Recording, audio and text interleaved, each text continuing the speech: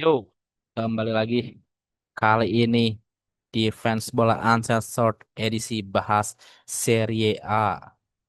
Untuk Serie A sendiri, teman-teman, tidak seperti Premier League. Ini baru berada di matchday ketiga. Banyak laga-laga menarik dan salah satu laga yang akan menjadi highlight adalah Derby de Italia antara Juventus melawan Inter Milan. Langsung saja kita bahas total dari matchday ketiga Liga Italia atau Serie A. Yang pertama teman-teman di hari Sabtu jam 8 malam ya. Ini ada laga antara Cagliari melawan Parma. Kedua tim tersebut memang belum kelihatan di Serie A musim ini. So far Cagliari sempat menyulitkan Napoli di matchday kedua. Napoli akhirnya berhasil menang lewat gol tipis dari Zambo Anguissa dan Parma pun masih belum menunjukkan eh, apa ya kejutannya di Serie A musim ini. Dan yang sedikit menarik, ini Paramani saat ini ditangani oleh mantan asisten dari Arteta ya di Arsenal, masih sangat muda, 30 tahun ya kalau nggak salah. Kita coba cek usia dari pelatih Carlos Cuesta, masih 30 tahun, sangat muda, melatih Parma, penuh visi, penuh kejutan. Kita tunggu Cagliari lawan Parma.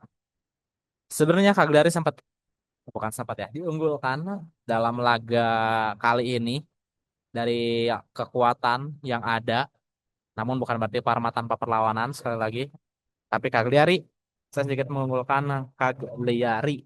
Nah, singkat saja. Lanjut, ini dia. Laga yang ditunggu-tunggu. Laga malam minggu antara Juventus dan Inter Milan. So far ada dua laga menarik yang cukup besar di match di akhir pekan ini. Dari derby Manchester dan juga derby di Italia antara Juventus dan juga Inter Milan. Juventus sedang oke-okenya, sedang keren-kerennya. Musim ini di bawah Igor Tudor tampil sempurna, bantai Parma 2-0, menang tipis atas Genoa 1-0. Sedangkan Inter meyakinkan di match di pertama 5-0 lawan Torino, namun terpleset lawan Udinese 2-1. Dan Juventus pun baru saja mendatangkan striker baru, yaitu Lois Openda dari Leipzig dan juga Edon, gimana sih bacanya? Zekrova, striker asal Kosovo, sayap kanan ya sebenarnya originalnya, cuman sering bermain di depan dan menggunakan nomor punggung 11 menggantikan Nico Gonzalez yang pindah ke Atletico Madrid. Jangan like Openda menggunakan nomor punggung 20. Igor Tudor tampil cukup baik setelah mengambil alih Juventus era Thiago Motta, berhasil mau Juventus finish di zona Liga Champion dan seperti laga laga lagi seperti video yang saya sempat mereview soal peluang juara Liga Italia, Juventus merupakan salah satu kandidat kuat selain Inter dan juga Napoli. Meskipun secara probabilitas tidak cukup tinggi, namun Juventus itu Juventus. Mereka punya tradisi juara yang kuat, peraih gelar Serie A terbanyak di Italia. So, mereka akan meraih itu tentunya musim ini. Aktivitas transfer yang cukup baik, cukup gencar, mendatangkan pemain-pemain yang cukup tepat guna, dapat dibilang. Di sisi lain nih, Inter pun hampir sama, mendatangkan pemain-pemain muda seperti Petar Sucic, lalu juga Boni dari Parma, ada juga Diouf dari Lens, memperkuat berbagai sisi. Namun Inter kurang hati-hati kemarin saat melawan Udinese, kalah 2-1 tipis saja. Ini partai akan menarik terutama di lini depan ya yang akan menjadi persaingan. Di lini depan ini Inter kemungkinan akan menggunakan formasi 3-5-2 dan juga untuk posisi striker kemungkinan besar akan diisi oleh Lautaro dan juga Marcus Thuram. Namun ada beberapa backup striker yang cukup oke juga, di antaranya Pio Esposito yang baru saja dipanggil oleh timnas senior Italia dan mendapatkan debutnya bersama Gennaro Gattuso kemarin malam, dan juga Boni, striker muda potensial asal Prancis yang dibeli dari Parma. Sedangkan itu untuk Juventus sendiri kemungkinan akan menggunakan formasi yang hampir mirip 3-4-2-1. Dan kabar buruk di Di lini depannya Consecao harus cedera, namun Juventus masih banyak opsi lain. Tentunya dari Zekrova mungkin akan dimainkan sejak menit awal, kita belum tahu. Tentunya Kenan Yildiz masih menjadi motor awal dan posisi nomor 9 ini yang saya masih bingung akan diberikan kepada siapa. Apakah Jonathan David seperti di dua laga awal atau Dusan Vlahovic yang tidak terlalu oke sebenarnya meskipun kemarin mencetak gol saat melawan Genoa, atau akan memberikan kepada striker baru Lois Openda. Kita tunggu, kemungkinan besar saya akan nonton laga ini, cukup menarik di hari Sabtu. Oke juga jam 11, beres sekitar jam 1 malam. Juventus lawan Inter Milan agak sulit, namun saya sedikit mengunggulkan Juventus ya dibanding Inter Milan. I'm sorry, tapi Inter Milan punya peluang yang cukup besar juga untuk menang. Menurut saya ini bukan 50-50 match, namun cukup seni. Entah Inter akan menang atau Juventus akan menang, tapi hati saya berkata Juventus akan menang. Ini hati ya, bukan statistik. Oke lanjut, di hari Minggu jam 1.45 ini ada laga antara Fiorentina melawan Napoli. Fiorentina masih belum dapat meraih kemenangan di dua laga awal, bermain imbang. Yang pertama ini melawan Cagliari dan yang kedua ini melawan Torino 0-0 dan satu sama melawan Cagliari. Sedangkan Napoli masih sempurna 6 poin didapatkan oleh Antonio Conte, asuhan Antonio Conte.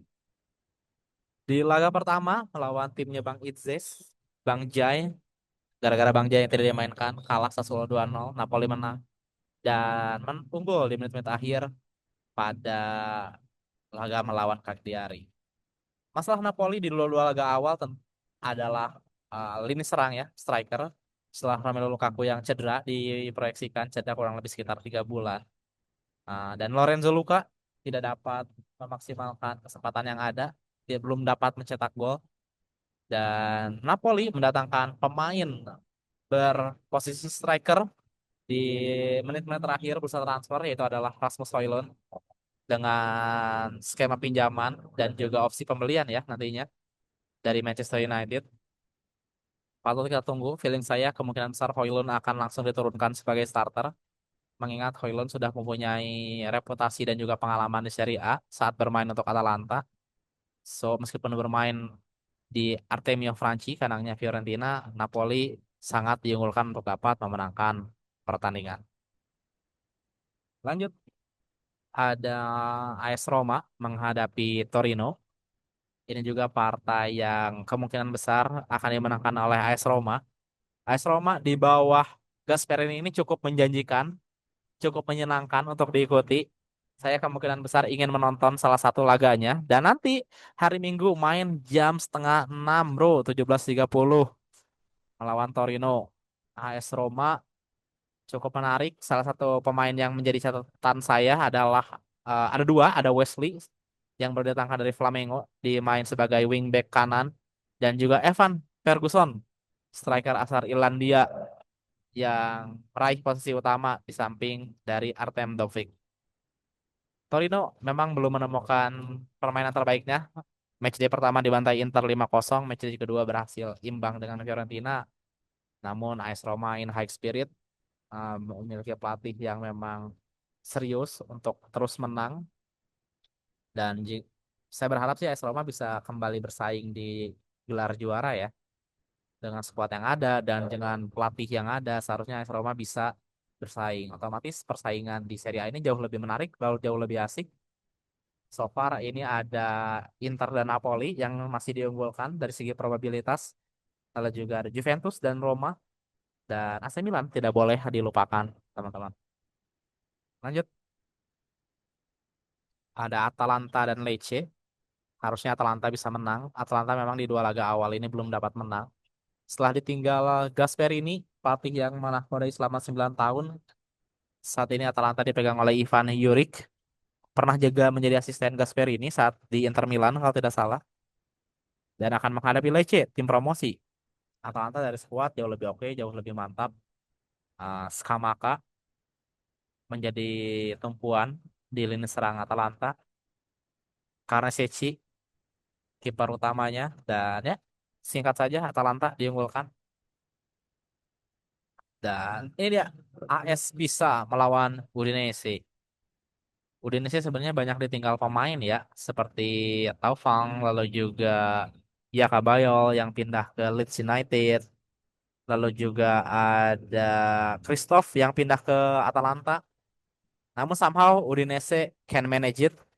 Dia tetap bisa tampil dengan performa terbaiknya, mendatangkan beberapa pemain yang lumayan, di antaranya Donald Miller dari Motherwell. Kalau yang main Football Manager tahu ini pemain memiliki potensi yang luar biasa, masih 18 tahun. Lalu juga Arthur Atta dari Mets dan sorry, Adam Buksa dari Midtjylland. Dan akan menghadapi AS Pisa, tim promosi juga yang ditangani oleh legend tim nasional Italia, Alberto Gilardino. AS Pisa masih belum mendapatkan kemenangan setelah di matchday pertama berhasil menahan imbang dari Atalanta dan juga kalah ya lawan AS Roma 1-0. Udinese diunggulkan, namun saya berharap AS Pisa dapat memberikan kejutan ya. Sayang lah kalau misalnya tim baru promosi langsung turun, seenggaknya minimal bisa menang dan emang Udinese nggak tahu Udinese bisa menang sih udah. Lanjut. Ah ini dia Sassuolo melawan Lazio. Tim juru kunci jujur sangat disayangkan karena ada Kapten Tim Nasional Indonesia, Jay Itzes, yang bermain untuk Sassuolo. Lagi-lagi bermain untuk tim peringkat 20 ya. Setelah musim lalu dengan Venezia dan sekarang Sassuolo. Dan saya berharap Sassuolo bisa minimal bertahan di Serie A musim ini. Meskipun di akhir pekan nanti akan cukup sulit menghadapi Lazio. Laganya akan bertahan dimulai pada hari Minggu pukul 11 siang, 11 malam, sorry. Lazio ini tim yang kena embargo transfer by the way. Dia tidak mendatangkan satupun pemain pada musim panas ini, hanya memperpanenkan beberapa pemain yang dipinjam pada musim lalu. Namun tim asuhan dari Maurizio Sarri ini kualitasnya cukup baik, terutama sang kapten Mattia Zaccagni cukup oke di depan dengan sang striker Tati Castellanos. Sassuolo akan cukup sulit tentunya melawan Lazio di bawah Maurizio Sarri. Sangat dominan, sangat menyerang, sangat berbahaya. Dan Lazio di match day kedua pun menang cukup besar ya lawan Hellas Verona 4-0. Kita tunggu untuk Sassuolo melawan Lazio. Saya berharap Jay Itzes dapat mempertahankan pertahanan Sassuolo sebaik-baiknya. Minimal berhasil mengamankan 1 poin lah ya. Dan ya, meskipun agak berat. Lanjut, ada AC Milan melawan Bolonya. Nah, AC Milan sempat terkaget-kaget di match day pertama, kalah 2-1. Namun saya tidak kaget karena di Cremonese ada Emil Laudero. Dan AC Milan sendiri berhasil bangkit di match day kedua, menang lawan Lecce 2-0. Dan dimotori oleh sang wonderkid Luka Modric yang baru saja ulang tahun kemarin. Dan kini resmi Luka Modric kepala 4. Sudah 40 tahun bro Luka Modric dan masih bermain di level tertinggi Eropa. Milan juga baru saja mendatangkan pemain baru dari Chelsea, Christo Nkunku. Dan saya pribadi sangat berharap Christo dapat kembali ke performa terbaiknya, terutama saat masih membela Leipzig ya, mencetak banyak gol, banyak assist. Setelah memang tidak terlalu kelihatan saat membela Chelsea, saya sangat berharap didatangkan cukup mahal dari Chelsea. Kalau dalam kurs euro ini sekitar 38 juta euro. Dan akan menghadapi Bolonya yang kehilangan Ciro Immobile ya karena gara cedera. Tentunya Milan sangat diunggulkan untuk dapat menang dan main di kandang sendiri juga seharusnya bukan apa ya perihal yang sulit untuk AC Milan. Ya, simple AC Milan sangat diunggulkan untuk menang atas Bolonya. Lalu ada Hellas Verona yang main di hari Senin ya melawan Cremonese. Timnya Emil Audero, kiper tim nasional Indonesia. Hellas Verona emang baru meraih 1 poin, belum dapat meraih kemenangan. Match day pertama draw lawan Udinese, dan juga matchday kedua dibantai Lazio yang 4-0 dan juga Cremonese tim promosi yang tampil cukup mengejutkan di musim ini. Di matchday pertama menang atas AC Milan 2-1 di kandangnya Milan dan juga menang di kandang sendiri ya lawan Sassuolo sama-sama tim promosi 3-2. Duel antara Jay Itzes dan juga Emil Audiero saat itu. Di sini saya sedikit mengunggulkan Cremonese sebagai tim promosi. Baru saja kedatangan salah satu striker Gaek asal Inggris, Jamie Vardy dari Leicester City. Apakah akan dimainkan ataukah tetap memainkan striker utamanya Saparahuay, Sanabria dari menit awal? We never know, but Cremonese ini tim yang cukup menarik dan memiliki kemungkinan untuk menang cukup besar ya. Dengan tren positif, menang lawan Milan dan juga lawan Sassuolo bukan tidak mungkin akan kembali menang lawan Hellas Verona. Lanjut. Terakhir, ini ada hari Selasa pukul 1.45 ada duel legend antara legend-legend dari Arsenal, Como yang dinahkodai oleh Cesc Fabregas dan juga Genoa yang dinahkodai oleh Patrick Vieira. Como sangat diunggulkan tentunya di pertandingan kali ini. Dari kedalaman skuad yang ada, Como jauh lebih baik, jauh lebih tebal, memiliki banyak pemain muda berkualitas seperti Nico Paz, lalu juga ada Diao, lalu juga ada Duvikas, strikernya asal Yunani. Sedangkan di sisi Genoa, saya belum tahu nih pemain Genoa yang memang prospek dan potensial siapa ya. Namun ya, Genoa cukup menyulitkan juga Patrick Vieira kemarin saat melawan Juventus. Juventus hanya menang 1-0 saja, menang tipis. Oh, ada Carboni dari Inter Milan, pinjaman teman-teman. Juga Lorenzo Colombo dari Milan juga, AC Milan ya sebelumnya Inter Milan. Ya ada skuad sih emang Como jauh lebih unggul ya dibandingkan Genoa. Cuman salah satu hal yang menarik antara Como melawan Genoa ini adalah duel antara legend Arsenal, ya, legend Premier League, legend Arsenal antara Cesc Fabregas dan juga Patrick Vieira. Keduanya sempat bermain saat dinakodai oleh Arsene Wenger di era 2000-an. Buat teman-teman yang fans Premier League sepuh, akan menjadi duel adu taktik dari mantan asuhan dari Arsene Wenger.